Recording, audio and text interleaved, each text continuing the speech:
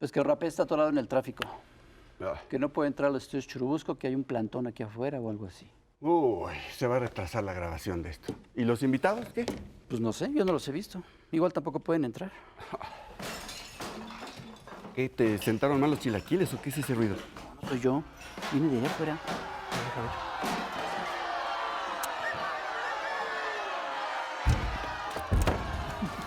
¿Qué onda? ¿Qué pasa? Hay unos sombrerudos mal encarados allá afuera. Sí. No sé qué quieren. ¡Abran, mendigos, para que los agarremos a balazos! Pues ábrele. ¿Qué balazos? ¿Qué? Sí, buenas tardes, tengan sus mercedes. ¿Y usted quién es o qué? Se me hace conocido. Soy el presidente municipal de Sangoloteo el Chico, para servirle a Dios a ustedes. Ah, pues pásele. ¿por No, qué? ¿qué pasó? Lo que pasó, les paso el pliego petitorio. Estábamos en Palacio Nacional y nos rociaron con gas y nos venimos para acá. Pero aquí es el chamuco, señor. Por eso nos mandaron al demonio y pues por eso nos venimos para acá. Ah, qué inteligentes. Oiga, pues ¿qué? ¿Me van a dejar leer el pliego petitorio y le hablo a mis compañeros? No, léalo ya. Bueno, primer punto. A nombre de mis compañeras y compañeros de la Asociación de Alcaldes Damnificados por la Austeridad Republicana, exigimos, más bien solicitamos, se cumplan los siguientes 3 puntos. Primer punto. Exigimos que se respete a los municipios porque sin municipios no hay municipios. Ah, contundente. A ver, Inobjetable. Bueno. Segundo, exigimos que se dejen de recortaderas y que haya suficiente dinero para los moches. ¿Los moches? No, perdón. ¿Moches? No, para los moches. Los moches, Culiacán, usted sabe. Tercero, exigimos y solicitamos que el dinero que nos entrega la federación, cuando menos nos alcance para las caguamas. Las caguamas. ¿Guamá? No, perdón, las Guaymas. Guaymas, Sonora. Ya sabe que es un municipio muy pobre. No, pues está muy padre su stand-up, pero nosotros tenemos que hacer un programa de televisión. Y hablando de Guaymas, tenemos como invitado al Guaymas. Ah, el huarco este. Y al monero Acelo. sí. Ah, el otro Así es huarco que- este. Dale, ya. ¡Órale! Vámonos. Ya vénganse para acá, ya están aquí los invitados. Dejen de jugar con sombrerudos. Ay, qué chamacos. Aquí está Celo Ruiz, nuestro colega monero y cineasta, documentalista. Y nada más y nada menos que el señor Guaymas. Bienvenido al Averno. Al contrario. Mario Cartagena, ¿qué qué haces? gusto conocerte. Don Mario Cartagena. ¿Por y dónde Celo Ruiz. entraron? Pues ya estábamos acá, no sé, ustedes estaban en su rollo. ¿Cómo esquivaron a los sombrerudos de allá afuera? ¿Tú les pues, aventaste algo? Uno se la sabe. Los pues, gaseó. Los que los gaseó. Oigan, pues estamos todos aquí con nosotros porque acaba de hacer un documental que se llama Oblatos, el vuelo que surcó la noche. ¿Es cierto? Es un documental sobre la fuga de la cárcel de Oblatos en Guadalajara. ¿Cómo fue que se te ocurrió esta idea o cómo llegaste a este tema? ¿De dónde nació? Pues sí, Oblatos, el vuelo que surcó la noche es un documental que aborda parte de una historia que no es muy conocida entre la población, enmarcado en el contexto de la Guerra Sucia, de esta guerra entre jóvenes revolucionarios, movimientos estudiantiles y campesinos, y la represión desmedida del Estado mexicano, de muchísima violencia, muchísima furia por parte del Estado contra la juventud, y hubo desaparecidos, asesinados, torturados, ¿no?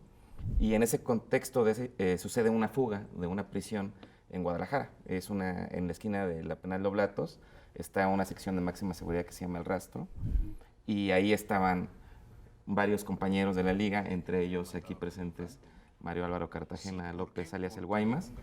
Y pues nada, hace mucho tiempo, más o menos como unos 12 años, yo leí un libro que se llama La fuga de Oblatos, escrito por uno de los protagonistas, de Antonio Orozco Michel, y me pareció muy bello como la historia de solidaridad, de perseverancia y pues una historia que es un triunfo de la guerrilla en plena Guerra Sucia, que de eso casi no se habla en los documentales, ¿no? Siempre se habla como desde el punto de vista de las víctimas o de la derrota que sufrieron o desde la tristeza, pero quisimos darle la vuelta un poco a este tema e hicimos un documental sobre la memoria, pero sobre todo sobre la posibilidad de triunfar ante una máquina tan poderosa como es el Estado, ¿no? Pero además salió con muy buen tiempo porque justamente acaba de resurgir la discusión sobre el tema de la Liga Comunista 23 de septiembre, el secuestro y asesinato de Eugenio Garza Sada, y le acaban de dar a Rosario Ibarra de Piedra la medalla Belisario Domínguez por su búsqueda de los desaparecidos, de su hijo especialmente, que también era miembro de la Liga 23 de septiembre. ¿Por qué no empezamos, Mario, por qué no nos cuentas qué era la Liga 23 de septiembre? Porque finalmente a ustedes los criminalizaron y la historia se quiso olvidar y meter debajo del tapete, y hasta ahora, después de tanto tiempo, resurge, y es hora de quitar ese halo de criminalidad y de delincuencia que les echaron encima, ¿no? Yo creo que una de las características que estuvo nuestra organización fue que aglutinó principalmente a todos los jóvenes que surgieron después del movimiento del 68, que trataban de hacer algo por su país, pero andaban aislados, estábamos aislados, y no faltó que alguno de los compañeros más estudiosos que dijo, oigan, vamos formando la organización partidaria, una organización de revolucionarios profesionales. Y así fue como empezó. Entonces se juntaron muchas organizaciones, los principales dirigentes en Guadalajara, en marzo del 73, y ahí se fundó lo que fue la Liga Comunista 23 de septiembre, con su programa, con su táctica, con todos sus documentos, en donde planteábamos lo que era la educación, principalmente la educación de la clase trabajadora. Nuestra máxima dentro de la organización era educar a la clase trabajadora para lograr un movimiento único de clase.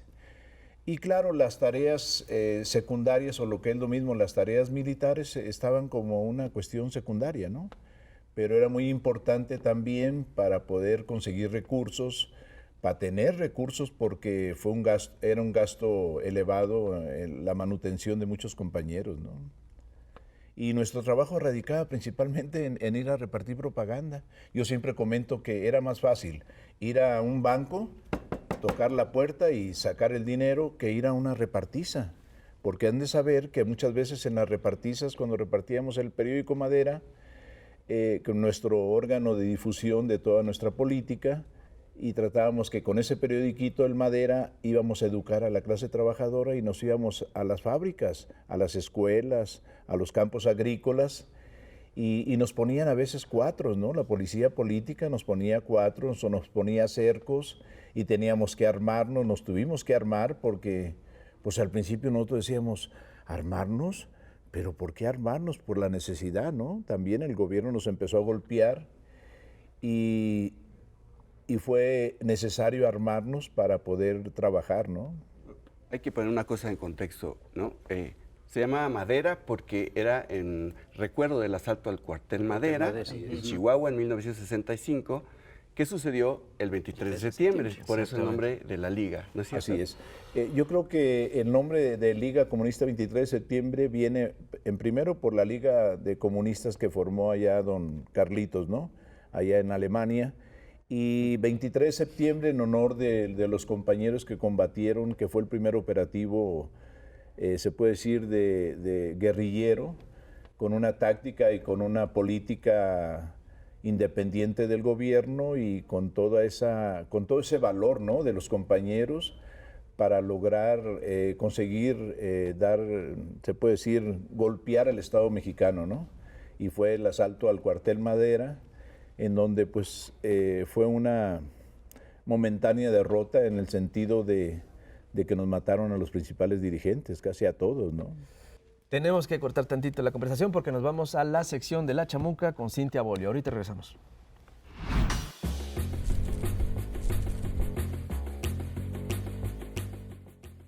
Querido electorado, la semana pasada nuestro país atestiguó con horror el ataque a Culiacán, Sinaloa, por parte del crimen organizado. Nuestra solidaridad va con ustedes y con Michoacán, Guerrero, etc. Nuestro gobierno, quien detenta el legítimo uso de la fuerza, se vio, en contraste, ligeramente desorganizado. Y sin embargo, más vale una derrota que la alternativa de añadir más víctimas al río de sangre en el que Calderón dejó a México, con una ayudadita de su cuate Peña. Para recomponer el tejido social y dejar atrás los escenarios de la guerra, es necesario impulsar la cultura de la paz, que tendrá que ir acompañada con la recuperación de la movilidad social, lograr el desarme y regular el negocio de las distintas drogas, como sucedió con el alcohol. cosa nada fácil dada nuestra vecindad con el principal consumidor de drogas y proveedor de armas, que mientras ha criminalizado el comercio aquí, se ha dedicado a regular y promover su industria doméstica a través de series y figuras públicas desde principios de siglo y cuenta ya con magnates de la marihuana, por ejemplo. Cabe destacar que, durante los 2 sexenios de guerra contra el narco, las mujeres hemos sufrido la otra guerra. Es una guerra contra nosotras y cuya afectación como víctimas directas o indirectas tiene un sesgo de género al aumentar el número de feminicidios en las zonas afectadas, o al ser presas de redes de trata de grupos criminales, o al sufrir ataques o agresiones sexuales por parte de militares, que la 4T ha ofrecido disculpas de Estado, pero falta la reparación del daño. Y también en el caso de acoso a los grupos de madres buscadoras de personas desaparecidas. A mayor machismo, mayor respuesta violenta, y esto es notable en el aumento de feminicidios cometidos con armas de fuego. Urge una política de paz y en lo social desprogramarnos del estereotipo del héroe de acción que expresa valor a través de la fuerza. En México, las mujeres impulsan la cultura de la paz como el mayor de los retos y con la convicción de que este cambio sí es posible. No más sangre, decía bien el maestro Rius. Hay operativos contra el narco que se mueven en universos paralelos. Universos paralelos.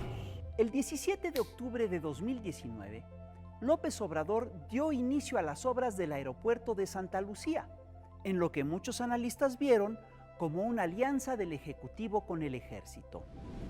Ese mismo día, en un universo paralelo, en Culiacán, Sinaloa, una patrulla integrada por 40 elementos de la Sedena y la Guardia Nacional capturó a Ovidio Guzmán López, hijo de El Chapo.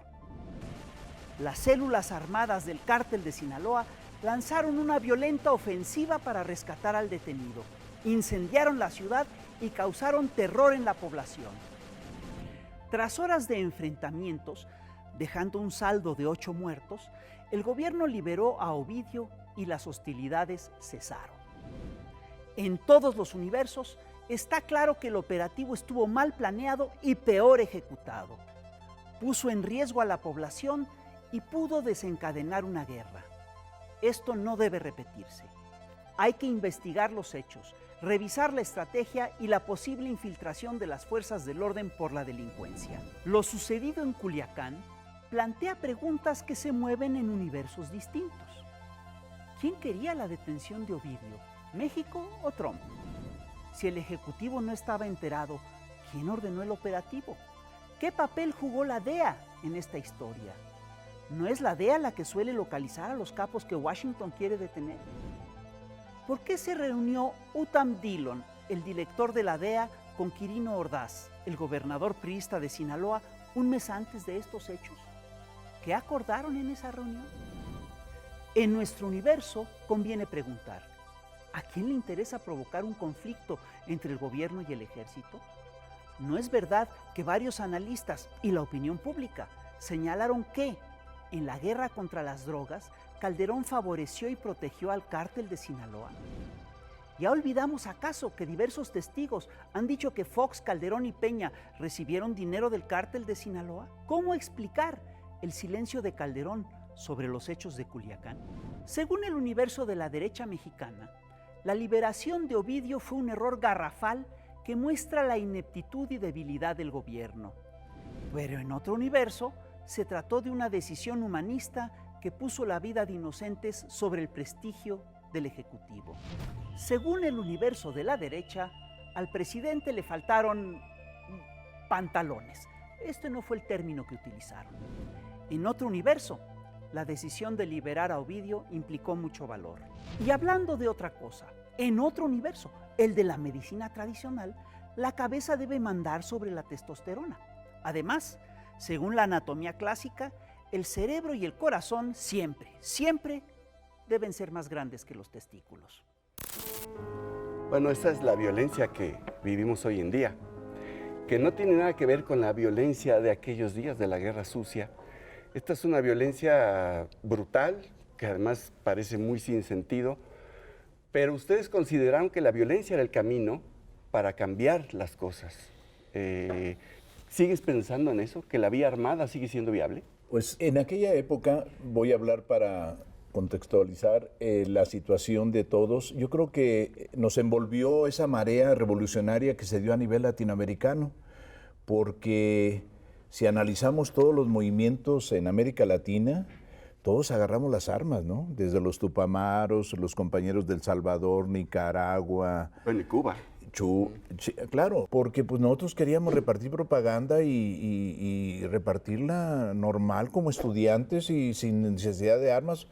Yo creo que una de las características de los compañeros es que luchábamos por la vida, no luchábamos por la muerte. Entonces, desgraciadamente el gobierno actuó como son ellos, se puso en primer lugar la violencia y empezó a darnos. De la liga, nomás para que tengan una idea, no quedó ningún dirigente vivo. Ninguno, no hay ni uno. Solamente quedamos compañeros de brigada, que éramos de la base, ¿no? Yo era de brigada, no era así que me digas, oye, que el comandante... No, yo era de brigada. ¿El principal dirigente era Salas Obregón?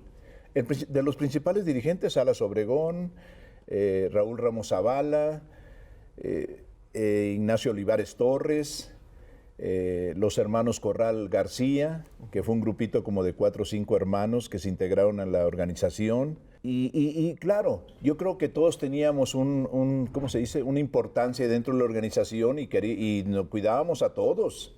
Pero claro, por el nivel y por el tiempo de lucha de muchos compañeros, pues tratábamos de cuidarlos más, por supuesto, ¿no? Como debe ser en la organización, pero así, pues casi la mayoría de compañeros murieron en combate, ¿no? Y algunos otros están desaparecidos. Por ejemplo, Francisco Mercado Espinosa, que fue un compañero mío en la preparatoria, en la facultad, cayó preso a Guadalajara y después él participó en la fuga. Él fue el que nos dijo, vámonos, ¿no? Entonces, yo creo que más que nosotros fomentar o querer la violencia, no, nosotros tratábamos de lo menos enfrentarnos al Estado. ¿Por qué? Porque la correlación de fuerzas, o lo que es lo mismo, la fuerza del Estado, pues era mucho mayor contra nosotros. Por eso aquí la famosa guerra de guerrillas de pegar y esconderte, o ir a hacer una repartiza y no andar. El clandestinaje nosotros lo usábamos para eso, ¿no? Para que no nos ubicaran, ¿no? Y nos disfrazábamos de médicos, de enfermeras o el simple trabajador asalariado que salía a las 7 de la mañana y teníamos que regresar a las 4 de la tarde. Y era en las casas, porque acuérdense que en esa época había eso de que si usted ve unos jóvenes que que viven juntos y que tienen esta situación, denúncielos, ¿no? Así ese grado. Entonces, ¿qué tenías que hacer? Pues tratar de tener una rutina de salir a las 6, 7 de la mañana, te ponías la camisa de obrero y salías y vámonos a la fábrica, ¿no? A checarla, a ver, de ahí te ibas a la escuela, de la escuela regresabas, ya daban las 4 y ya regresabas. Yo me acuerdo que traía la maletita aquella, el estuchito para la comida, ¿no? Aquel de la minita, y daba apariencia, ¿no? Entonces, en algunas casas llegamos a ser así, ¿no? Los compañeros, todos teníamos para no caer en una rutina de que entrabas a las 7, salías a las 7 y llegabas a las 9 de la mañana. Ah, cabrón, qué raro, ¿no? Entonces tratábamos de tener ese tipo de hábitos conspirativos principalmente, ¿no? ¿Por qué? Porque más que, fíjate, un detalle, más que la capacidad de la policía política, muchas caídas fueron por errores o por los rebajamientos de las medidas de seguridad de los mismos compañeros, ¿no?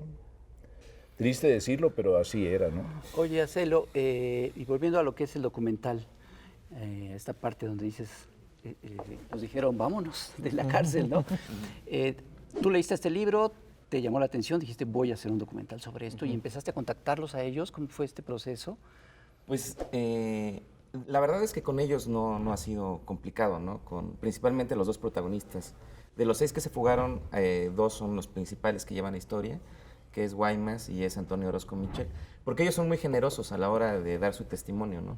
Ellos permanentemente están hablando en foros universitarios, están participando en tesis estudiantiles, y pues ellos realmente son muy generosos con su experiencia, porque quieren transmitir lo que ellos vivieron, no necesariamente, hay que decirlo, ¿no?, para impulsar de nuevo la misma estrategia que creo que todos estamos de acuerdo que ya está fuera de lugar, ¿no? Pero sí para transmitir las experiencias de lo que ellos vivieron, las derrotas, las posibles manejos de cómo existe la policía política, porque muchos no creen que la policía política tiene un nivel de espionaje brutal. En los 70s yo entré a ver las fichas de todos ellos al Archivo General de la Nación, y pues los ves y están 10:30, su mamá no sé qué, así, calle, nombre, peso, su estado médico, o sea, de todos los guerrilleros. O sea, conocían mejor que ellos mismos. La policía política en México tiene una capacidad muy grande de espiar a quienes les interesan. Por eso cuando hablan de Culiacán y del narco y que no sabían ni nada, suena muy sospechoso porque la inteligencia militar es muy grande, ¿no? Y bueno, con ellos no fue complicado, pero hay un tercer personaje que aparece en la película. Que aparece y no aparece. Que aparece y no aparece, que se llama José Natividad Villela, que fue otro de los fugados, una persona muy importante, pues que él no tiene una vida pública, ¿no?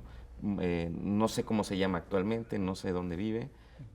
Fue una labor muy minuciosa de investigación para dar con él, y él acepta hablar, y con él sí nos costó trabajo, ¿no? Fue un año de acepta hablar y sin que aparezca. Exacto. Sí. Fue un año de cartas y cartas para que él aceptara hablar, porque como bien lo ha dicho Guaymas fuera, así en conversaciones en corto, pues la cosa no está tan olvidada como parece, ¿no? O sea, es posible que haya todavía rencores en ciertas partes, y sobre todo del poder económico y político. Y lo vimos apenas cuando Salmerón saca esta frase de son jóvenes valientes. Calderón y toda la derecha mexicana salieron... Se enardeció. Sí, pero yo siempre he dicho que es como absurdo porque no hubo un entendimiento de por qué lo hicieron. O sea, jamás hubo una reflexión y un análisis por qué hubo una etapa en la que los jóvenes se levantaron en armas. ¿Qué hicimos, no? Entonces, realmente están retomando el discurso de los 70s, de Luis Echeverría, donde lo único que los acusan es de ser terroristas, de ser desadaptados. Ese discurso que viene en el documental, que es... Y promiscuos, dice. Promiscuos, homosexuales también. Homosexuales, no, los tachan de consumir drogas, de no ser inteligentes. O sea, es brutal, porque esa es la característica de lo que pensaba. Ese discurso no muy distinto es el que ahora siguen manejando estos grupos de derecha, ¿no? Claro. ¿Tú crees que sí eran jóvenes valientes?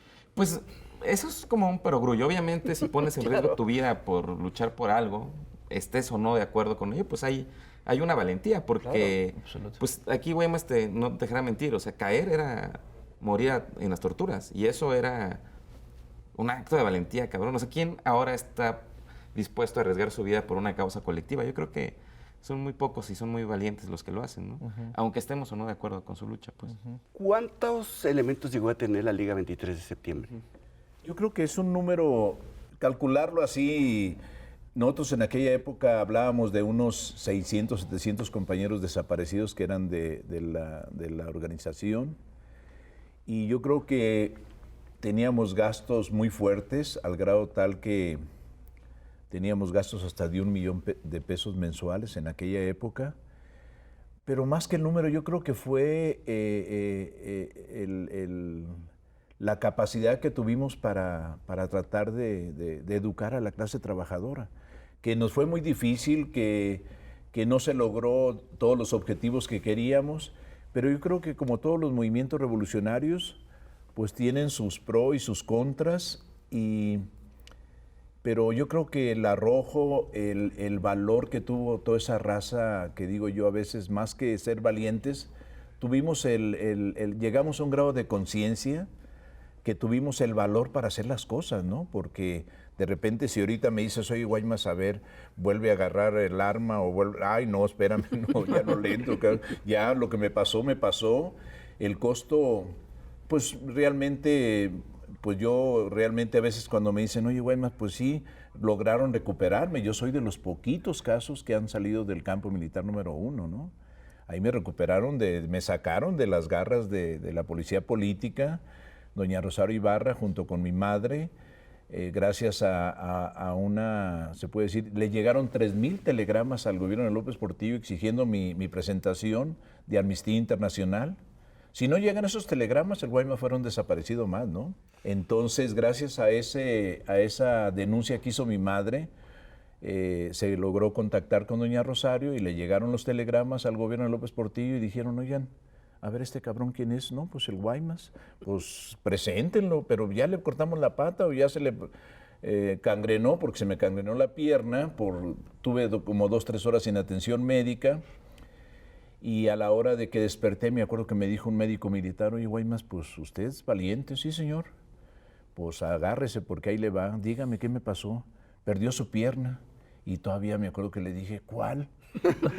La izquierda. Y yo dije, no hay bronca, con la derecha voy a poder manejar. Imagínate lo que pensé, ¿no? Yo sin saber lo que estaba sucediendo afuera, cuando mi madre estaba haciendo la revolución de que mi hijo, preséntenlo, y sí, yo tuve la suerte de que me presentaran a los 2 meses, después de estar 2 meses en el campo militar, me presentaron ya sin la pierna, el brazo tullido, porque no lo doblo, pero me presentaron ante la opinión pública y me presentaron vivo, ¿no? Y yo dije, no, pues sí. Y lo primero que digo es que le digo yo a doña Rosario, yo quiero dar un testimonio. Le digo, yo vi en el campo militar número 1 a unos compañeros vivos. Pues dilo, Guaymas. Y me trajo a Pepe Rebeles, me trajo a 2-3 periodistas del Universal y doy el testimonio. Eso fue un sábado, el domingo sale el proceso. Y dice textual, en el campo militar número 1 existen desaparecidos vivos, el Guaymas. Tómala, cabrón. Ya no estabas en el campo militar número 1, ya estabas... No, ya estaba yo en el reclusorio. Sí, ya. Yo salí a los 2 meses del campo militar y me llevan al reclusorio norte preso, exactamente un 1 de junio que empezaba el famoso fútbol en el 78. Bueno, me llevan al reclusorio, a la semana doy el testimonio y otro día, después de que doy el testimonio, un domingo me acuerdo, el lunes me sacan y me dicen, ¿te hablan a locutorios, Guaymas? Ahí voy. Y era la Brigada Blanca, me agarran y me llevan directamente al campo. Yo, por supuesto, iba con los etcéteras aquí, porque nos da mucho miedo. O sea, el grado de conciencia que tienes, no pierdes todas las sensaciones como ser humano, el miedo, el temor. La Brigada Blanca te sacó del reclusorio. Me sacó del reclusorio con pretexto de que iba disque enfermería, que me llevaban al hospital. En aquella época la Brigada Blanca era la organización paramilitar que estaba al servicio del gobierno federal y así deshacía.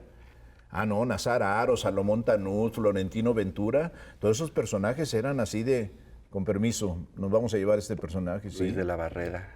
Sí, por supuesto. Eran unos sádicos, unos verdaderos sádicos. Sí, entonces me llevan y me dice Salomón Tanús, ¿de qué se va a tratar, mi cabrón? Si quedamos que no iba a hablar nada. Y entonces, para esto dije yo, pues, ¿qué me queda decir? Le eché la bronca a doña Rosario. No, pues yo nomás le dije a doña Rosario. Y esto lo digo porque así fue. Porque decirle, no, pues yo lo dije porque yo me soy valiente. No. Yo le dije a doña Rosario y ella fue la que inventó todo. Cuando yo le dije a Pepe Rebeles, ahí anda Pepe, le dije, Pepe, hay esto y quiero darle el testimonio porque es una compañera de la organización y ella fue la que me identificó así. No va. Y así fue. En el campo militar número 1 existen desaparecidos vivos, el Guaymas. Y entonces, por supuesto que el miedo era un miedo normal, pero llegué al reclusorio, me salvé, cabrón, ¿no? Porque era de que te mataran o que te inventaran una muerte dentro del reclusorio. Yo siempre en el reclusorio traté de llevármela tranquila con todo el mundo y para cuidarme también, por supuesto, ¿no? Y a mi familia afuera, ¿no? Entonces, esa vez sí se siente, ¿no? Porque hay una impotencia, pues no tienes nada, ¿no? Estás en manos de ellos. Y di el testimonio, desgraciadamente nunca presentaron a la compañera viva, ¿no? Nunca la presentaron y yo siempre, desde que salí del reclusorio, di el testimonio de que había visto a Alicia de los Ríos Merino así en estas condiciones, ¿no? En el campo Marte. Así es, en el campo militar número 1. Y es importante, por ejemplo, decir que en ese momento Rosario Ibarra ya era un personaje público muy relevante, ¿no? O sea, ella podía. Sí, claro. Claro, porque ella había organizado a todo este comité de madres Desde el y 75. familiares de desaparecidos, ¿no? Y por eso, por su labor, digamos, fue que rescatan a Guaymas y rescatan, bueno, más que rescatar, bueno, denuncian la presentación con vida de todos los desaparecidos. Y por eso me parece un gesto muy valioso de ella, no recibir la medalla Belisario Domínguez, porque realmente este nuevo gobierno tiene en sus manos la posibilidad de abrir los archivos militares, ¿no? Porque fueron los militares quienes desaparecieron a una parte importante de activistas en la década de los 70, ¿no? Oye, y tú rescatas esta historia de la fuga de Oblatos. Y creo que lo haces de una manera muy eficaz, muy... Sí, es un gran Sí, documental. mano, La sí, logras recreación, toda la el parte de la suspenso. fuga, sí, efectivamente, con un suspenso que Tremendo. logras, además, con una maqueta. Sí, es ¿no? fabuloso, los muñequitos. Y logras algo que yo creo que no es muy fácil de lograr en las películas en general, que es esta empatía con los personajes, o en este caso con los personajes de esta fuga, ¿no? Con el Guaymas y con los demás personajes. ¿Cómo lo trabajaste? ¿Cómo lo trabajaste con ellos? Bueno, realmente como no era tan difícil porque todos esos compañeros son unos tipazos, ¿no? Son tipos muy simpáticos. En términos como de empatía, pues el público inmediatamente genera una conexión. Pero lo que era importante era que la primera parte de la película trata sobre cuáles fueron las causas personales, más que las causas, claro, pues está un poco explicado ahí el universo que se vivía en ese momento, pues lo que acaba de decir Guaymas, ¿no? Acaba de pasar el 68, la masacre de Jueves de Corpus en el 71, la Revolución Cubana acaba de pasar, entonces realmente había un espíritu de que era posible cambiar el mundo en ese momento, y ellos se atrevieron a hacerlo. Y una vez planteado eso, pues la gente puede entender un poco, ¿no? Como ponerse en sus zapatos. Me pasó una anécdota muy peculiar, y es que colaboró con nosotros mucha gente, incluso pues que no eran simpatizantes de ellos, ¿no? Que podría decir que eran sus enemigos en esa época, y nos pasaron como archivos, materiales y cosas. Y uno de ellos, que trabajaba en la prisión de Oblatos, fue a ver el documental en Guadalajara en una proyección al aire libre, y me escribió un mensaje en el Facebook, ¿no? Me dijo: mira, pues yo no estoy de acuerdo con ellos y probablemente yo no comparto sus ideas, pero qué interesante es escuchar de viva voz lo que ellos vivían, ¿no? Y yo me quedé así de, órale, ¿no? Wow. Si alguien que no militaba de su lado, sino del lado contrario, es capaz de entender el fenómeno humano detrás de ellos, pues creo que cumplimos un poco el objetivo de la película. Es un documental, ¿no? muy conmovedor. Sí, es exactamente. muy conmovedor, y yo creo que es precisamente por esto, porque logras tocar ese lado humano. Sí, pues era la idea, ¿no? Un poco, la idea era escarbar un poco más en cuáles eran las razones humanas detrás de ellos. Y al final, así como un apunte peculiar, es que la película, más que tratar de la guerra sucia, que sí, de la fuga de Oblatos, que sí, trata, yo lo entendí ya cuando estaba haciendo la película, de la fortaleza del espíritu humano, ¿no? Porque todos ellos vivieron vidas muy complicadas, ¿no? Estuvieron presos, perdieron a sus amigos, fueron perseguidos, tuvieron afectaciones físicas, ¿no? Graves, ¿no? E incluso pues que a cualquiera le podrían trastornar mucho su vida. Y ellos todos los días se levantan a trabajar, tienen el ánimo de platicar con otros compañeros, de compartir sus experiencias y todavía de participar políticamente en la vida pública de este país. Y entonces eso me parece a mí como un ejemplo que se ve en el documental, ¿no? Porque yo lo comento, no es un documental de derrotas políticas, sino es un documental de esperanzas, yo creo, ¿no? Y Bueno, como lo dijiste, es un triunfo. Exacto. O sea, la fuga finalmente es un triunfo para ustedes. Fue un triunfo, fue una aventura, ¿no? Cuando salimos y nos integramos, porque cuando tú estás preso y de repente te dicen, oye, vámonos, y te vuelves a integrar y sabes a lo que vas y ya pasaste por la tortura, y a veces recapacito y digo yo, cabrón, sí teníamos mucha conciencia de la necesidad de volver a integrarnos, porque ninguno vaciló de los 6 compañeros, salvo el compañero que se golpeó, el personaje oculto, ¿no? Pero, pues como todos los seres humanos, se le respeta su posición.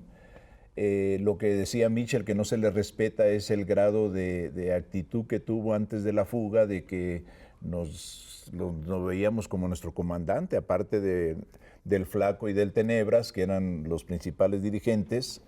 pues él también fungía así como que yo soy el comandante, ¿no? Y esto, y muy radicaloso, y a la hora, pero bueno, asumió esa actitud y se respeta.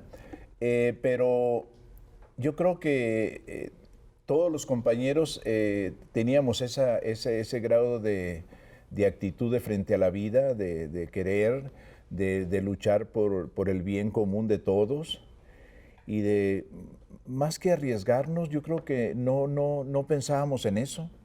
Trabajábamos normal, hacíamos una vida normal. Si tú me hubieras visto en la calle, dices, no, pues es un trabajador asalariado, ¿no? Porque era de lo que se trataba y lo hacíamos con gusto, ¿no? Y era parte de la lucha que emprendieron otros compañeros, ¿no?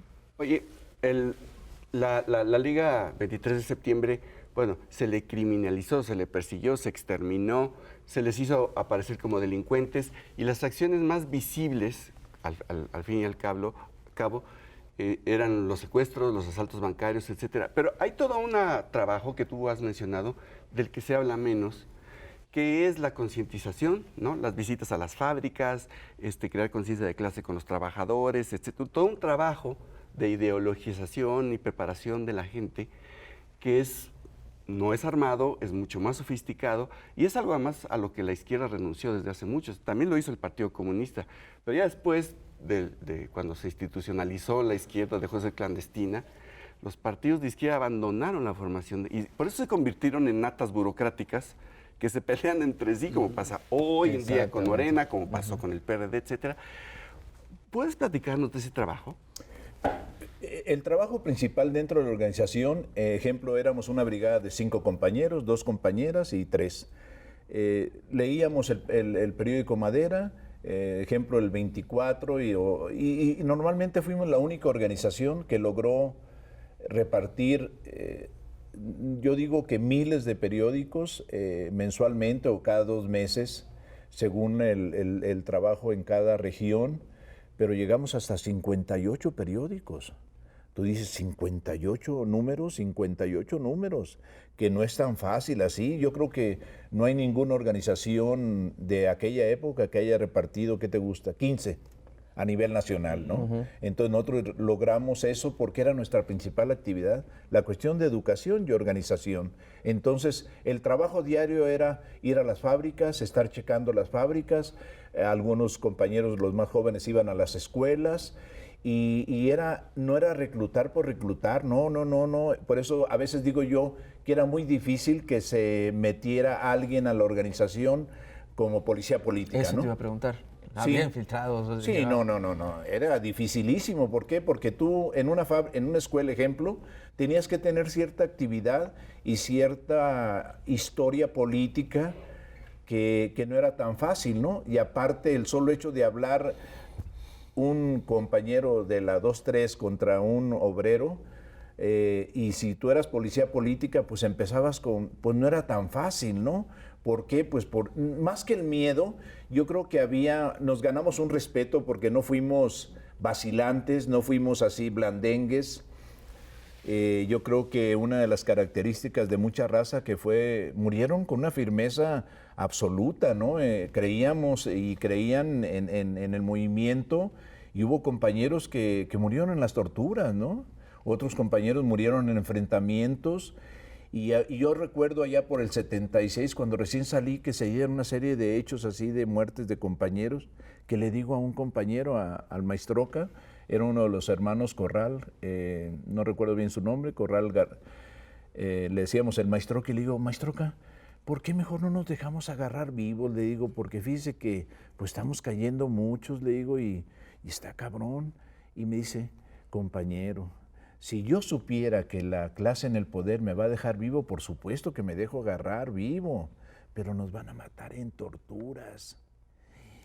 Chingue a su madre, dije yo, en la madre, ¿no? O sea, más que falta de conciencia, sino que yo esa pregunta se le hice así como ¿no? Muy inocentemente, no, compañeros, es que nos van a matar a torturas. Por eso debemos dar el enfrentamiento enfrentamiento o tratar de salir. Yo fue lo que hice, ¿no? A la hora del enfrentamiento que tuve con la policía, fue salir y correr, y me le fui encima una patrulla, pero pues eran 3, 4 patrullas contra el Guaymas solo, y pues me balacearon, ¿no? Recibí 7 balazos, y me pusieron la pistola en la cabeza y me dijeron, ¿tú eres matapolicías? Y le dije, no, señor, yo soy robabancos. Pues, ¿y tienes dinero? Sí, tengo mucho dinero. Le digo, vayan a mi casa, y ya te los mandé a Cádiz 22, a Nezahualcóyotl. Cuando Cádiz 22 está ahí en la Narvarte, la calle, ¿no? Pero se me ocurrió así. Claro, yo tenía la experiencia de la primera caída, sabía de lo que me iban a hacer, y yo entre mí dije, pues me van a matar a torturas, pero mientras voy a tratar, aunque sea, salir en los periódicos, y así fue. Hay una foto bien característica donde estoy acostado yo, pero con la cara hacia allá, y el fotógrafo está aquí atrás y me toma la foto, nomás mi cuerpo, y dicen, le llega la fotografía a mi mamá y dice, le dice una señora, mire, doña Graciela, cayó un guerrillero, y dice, ay, es mi hijo. Y mis hermanos, no, mamá, mira, trae José Mata Castillo, trae otro nombre, no, es el Álvaro. ¿Cómo no? Cabrones, si yo lo parí, ¿cómo no lo voy a conocer? Y se deja venir mi mamá a México y dice, mi hijo, se conecta con Andrade Glelder, un abogado en aquella época que defendía a todos los presos, y Andrade Glelder lleva a mi mamá con Rosario, hija. Y la hija ahora habla con doña Rosario, mamá acaba de caer al Guaymas, a ver si pueden hacer una acción urgente. Y así fue como hicieron esa acción de los 3,000 telegramas. Y lograron rescatarme porque no había otra manera, ¿eh? Oye, Guaymas, ¿qué sientes cuando ves el documental? Cuando está toda esta secuencia de la fuga de la cárcel, cuando van preparando, cuando ya es el momento de escapar, cuando surgen todos los problemas. ¿Qué sientes cuando lo ves? Vemos cómo me pusiste otra vez, hombre. Yo estaba muy tranquilo, platiqué. No, pues se siente una emoción, por supuesto, porque, como decía la raza, fue un triunfo efímero, pero fue un triunfo que logramos a pesar de la superioridad táctica que tenía la clase en el PORED. Era cuando decíamos que nosotros podíamos revertir esa superioridad táctica en una inferioridad de ellos y una superioridad de nosotros, por la sorpresa, la iniciativa, el valor que tuvimos, porque traíamos 2 pistolitas 25, algo así, ¿no? Y una 38, no, 380 que entró.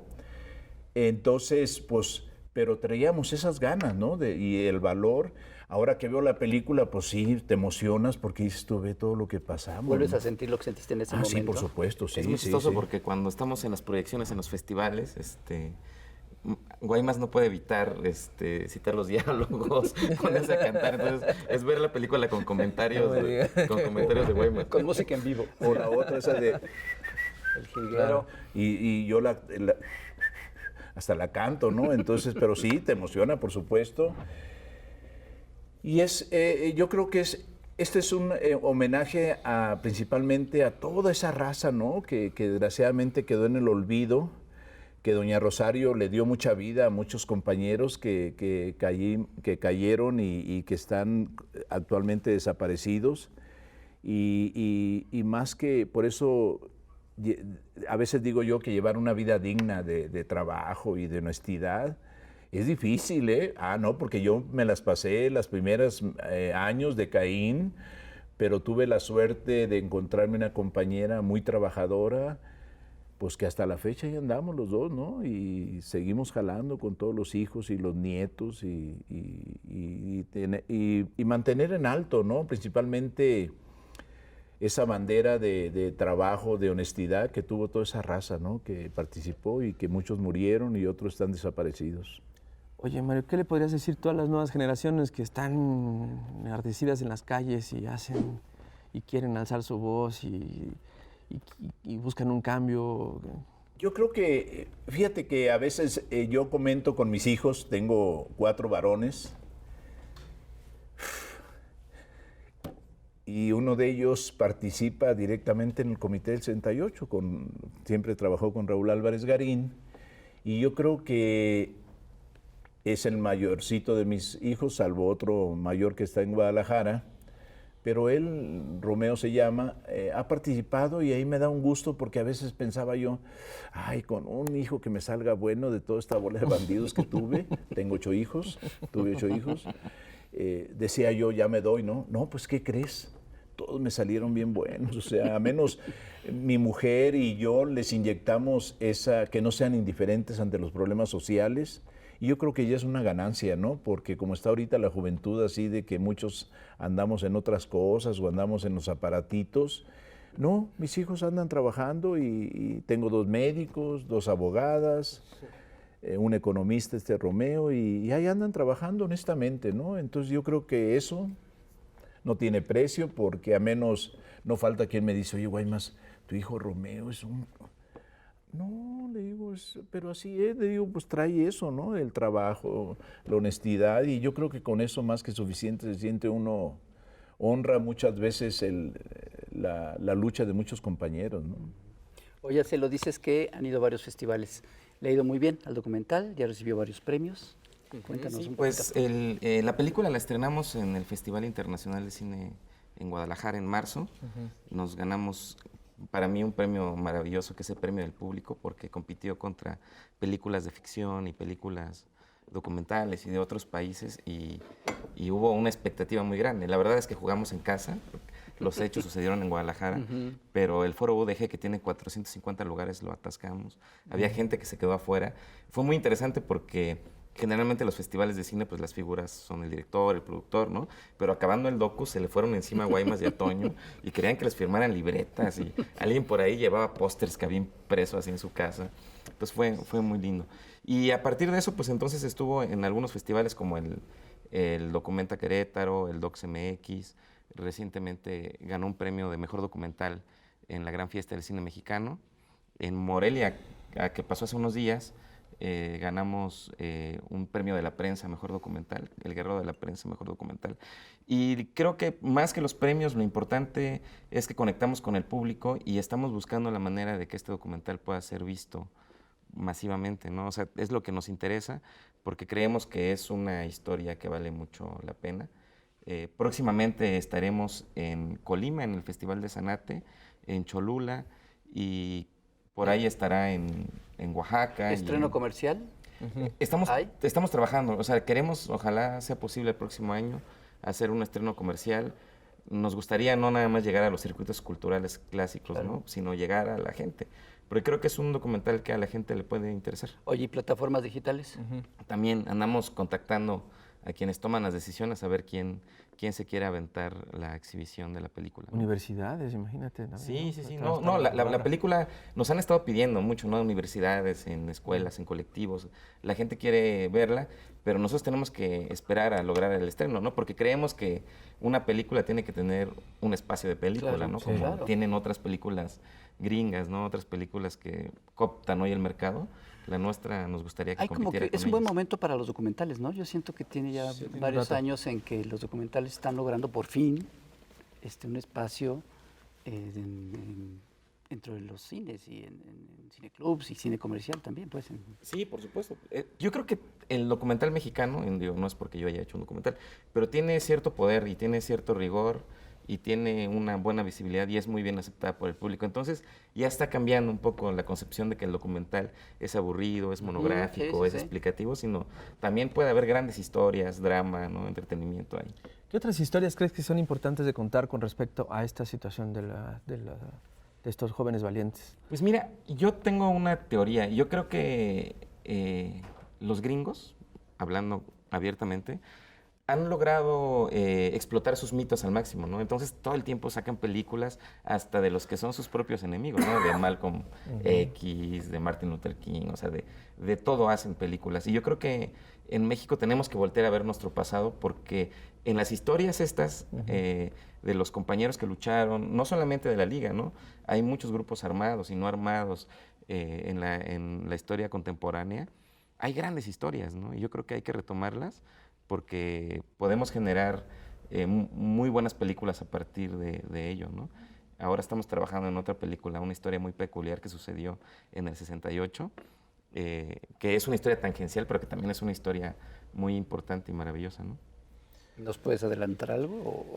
No te puedo adelantar demasiado, pero que busquen en Facebook, en la página Oblatos, el vuelo que surcó la noche, ahí damos todo lo que tiene que ver con la película y mandarle un saludo a mis colegas que colaboraron con nosotros. Claro. La película es una obra colectiva, ¿no? Entonces hubo mucha gente que participó desde... ¿Cuántos años? 5 años de 5 trabajo. años de trabajo. 5 años de trabajo. Le quiero mandar un saludo a Fernando Hernández, a Diana Ávila, a Ezequiel Reyes, a Ana Karen Alba, a Jorge Linares, a Dirobi Jabok, a los compañeros de la musicalización, a Ludi, a todos los trabajadores del CCC, porque sin ellos esta película no pudiera existir. Y luego en las prisas siempre se nos olvida nombrar que una película es una obra colectiva, ¿no? 5 años. 5 años, sí. ¿Hace cuánto tiempo terminaste en el CCC? No, bueno, el CCC terminé hace un año, pero esa O sea no que fue mi tesis. No, como que la empecé en el año de cine documental y se extendió. La empezamos a filmar en marzo del 2014, o sea, investigar un año antes quizás, y la terminamos en marzo del 2019, o sea, 5 años O después. sea, mientras estabas estudiando, estabas trabajando. Sí, no, pues ahí proyecto. andábamos.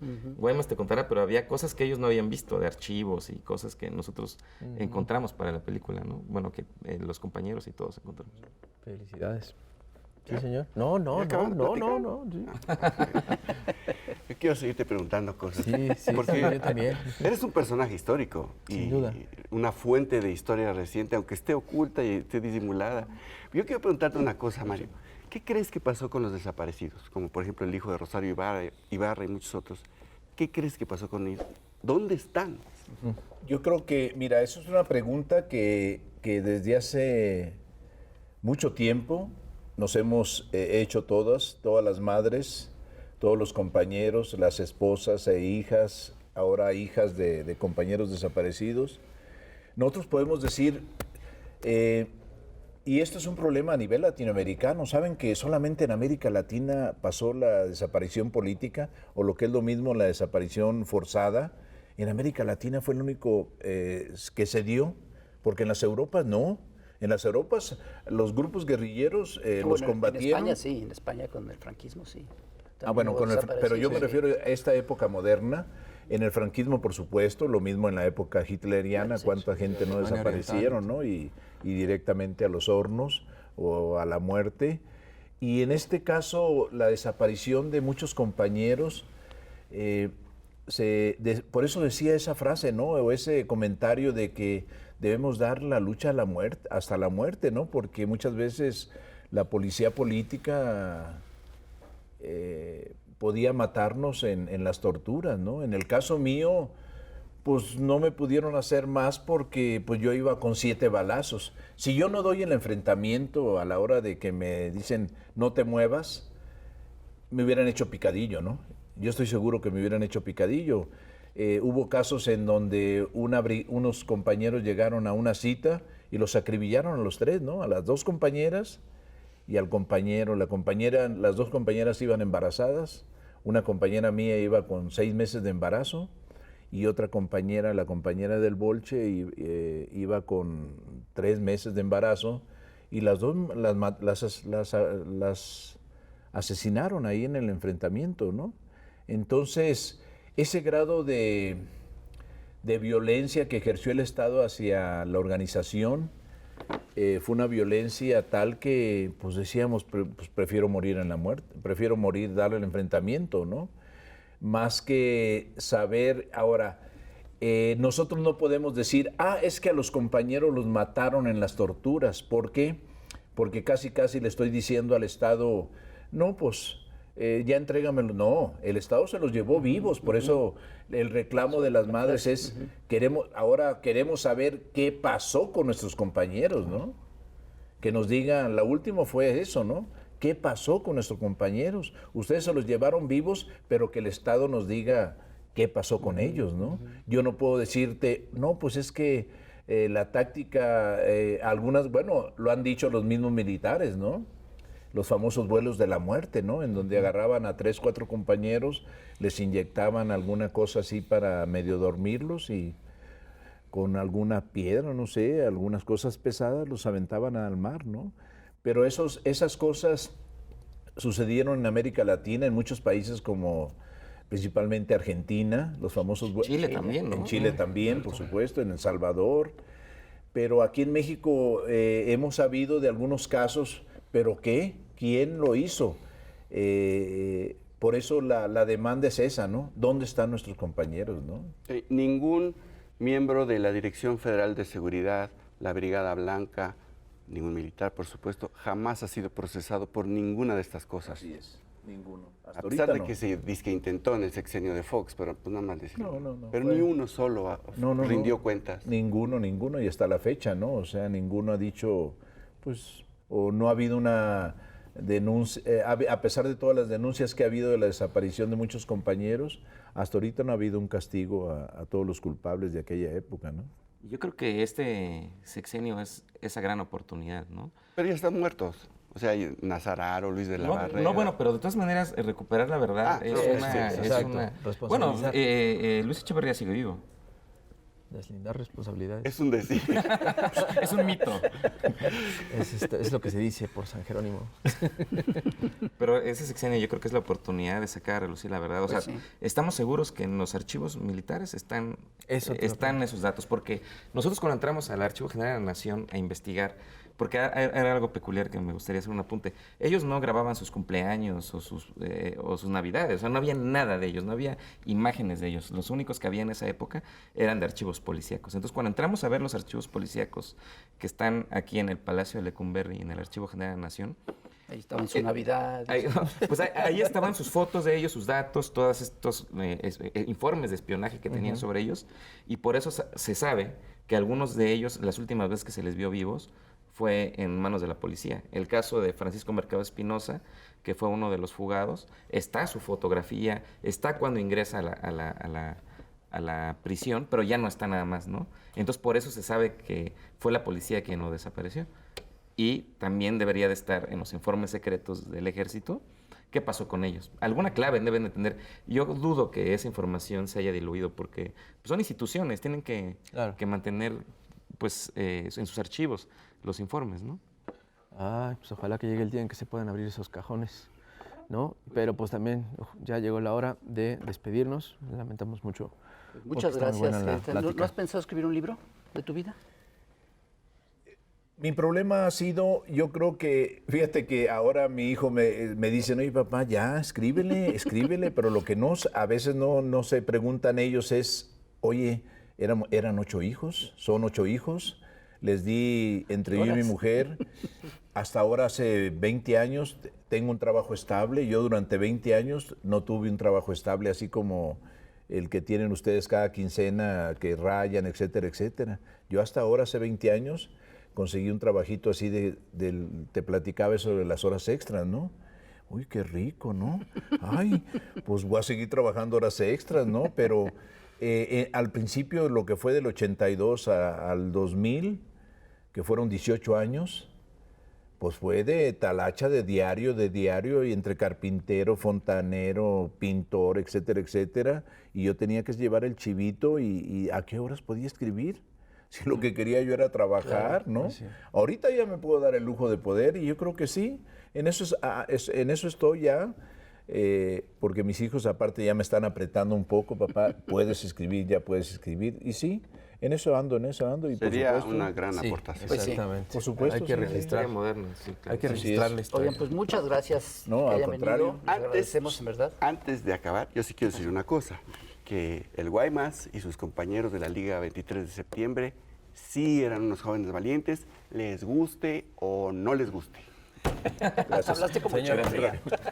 Un honor, al contrario. Y siguen siendo valientes. Ya no tan jóvenes. Ya no pero tan siguen joven. siendo Pero valientes. sí, Muchas gracias. al contrario. Muchas gracias. Cuídense mucho. Nos vemos en la Igual. próxima. Chamuco TV. Fificcionario Ilustrado, Diccionario Fifí de Tabasquinismos y Machuchonerías. Por Patricio. Alfonso Durazo. Pues ni tan durazo. Culiacán. Sitio por el que se la dejaron ir al país los sicarios del cártel de Sinaloa. Michoacán. Estado de la República que colinda, desde hace tiempo, con Afganistán, Pakistán y el Kurdistán. Morena, partido político cuya renovación de dirigentes está resultando más complicada que la captura del hijo del Chapo. Extradición, petición judicial que precede a la sublevación. Orden de cateo, orden que solo funciona si se cumplimenta en orden. Ovidio, protagonista de una tragedia griega recientemente escenificada en Sinaloa.